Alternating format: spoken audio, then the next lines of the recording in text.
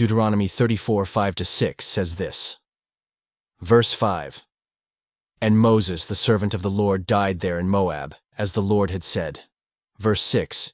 He buried him in Moab, in the valley opposite Beth Peor. But to this day, no one knows where his grave is. If you read verse 6 in the NIV, it says, he buried him in Moab. That means, he buried Moses in the land of Moab. So the object him clearly refers to Moses. But then the question is, who is the subject he? In the original Hebrew, it's the same. The subject he is there. But in many Korean translations, it is simply omitted. So, who buried Moses? Who performed his burial? The traditional interpretation is that it was the Lord himself.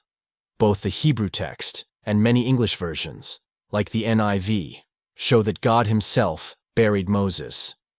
Moses was a great leader, but no one ever knew his grave. Why? Because God himself took care of Moses, even to the end.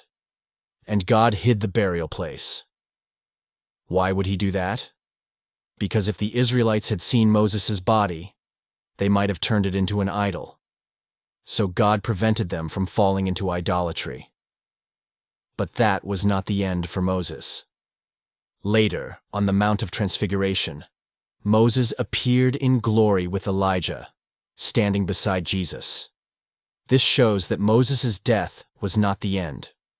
It was a foreshadowing of resurrection and glory. Therefore, when Deuteronomy 34:6 says, no one knows where his grave is to this day, it's more than just a historical record. It means this: God takes full responsibility for his servants. He hides them in his wisdom. And one day, he will reveal them in the glory of resurrection.